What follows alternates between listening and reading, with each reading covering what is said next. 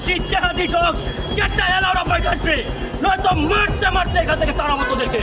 অনেক লোকেরা খুব খারাপ ব্যবহার করে আমাদের সাথে। বাংলাদেশি করে চিৎকার করবে। দীর্ঘ 2 বছর বন্ধ থাকার পর ভারতের হাইকমিশনারের ঘোষণায় 28 জুন থেকে বাংলাদেশিদের জন্য আবার চালু হয়েছে ট্যুরিস্ট ভিসা। ভিসা চালুর ঘোষণার পরপরই আবেদন নিয়ে হুমড়ি খেয়ে পড়েন অসংখ্য মানুষ। মাত্র 24 ঘন্টায় জমা পড়ে লক্ষাধিক আবেদন। বাংলাদেশে ভিসা চালুর খবরে কলকাতার ব্যবসায়ী সংগঠনগুলো নিজেদের মধ্যে মিষ্টি বিতরণ করে। তবে ভিসা চালুর পরপরই সামাজিক যোগাযোগ মাধ্যমে ছড়িয়ে পড়েছে একের পর এক হয়রানির অভিযোগ। পাবলিক অটো ড্রাইভার, এই স্ট্যান্ডার্ড ড্রাইভার পর্যন্ত যাতা ব্যবহার করে।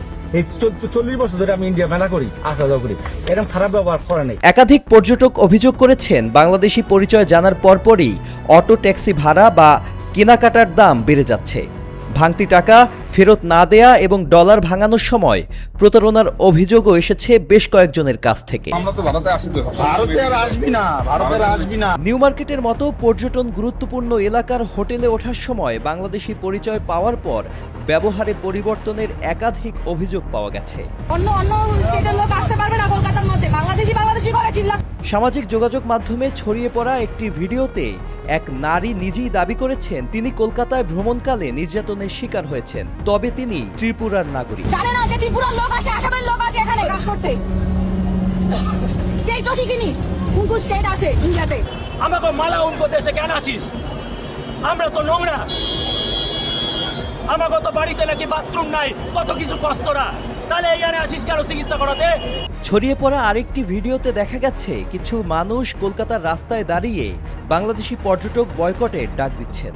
এই ভিডিওর সময়, স্থান ও অংশগ্রহণকারীদের পরিচয় স্বতন্ত্রভাবে যাচাই করা সম্ভব হয়নি।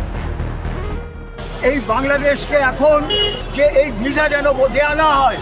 বিশ্লেষকদের মতে দুই দেশের মধ্যে দীর্ঘদিনের সম্পর্ক ও অর্থনীতির স্বার্থে সীমান্ত পারাপার স্বাভাবিক রাখা এবং বাংলাদেশি পর্যটকদের নিরাপত্তা নিশ্চিত করা জরুরি। তবে সামাজিক যোগাযোগ মাধ্যমে ছড়িয়ে পড়া সব দাবি যাচাই ছাড়া বিশ্বাস না করার আহ্বান জানিয়েছেন সাংবাদিক ও ফ্যাক্ট চেকাররা। সাজিদ আব্দুল্লাহ, আয়না টেলিভিশন।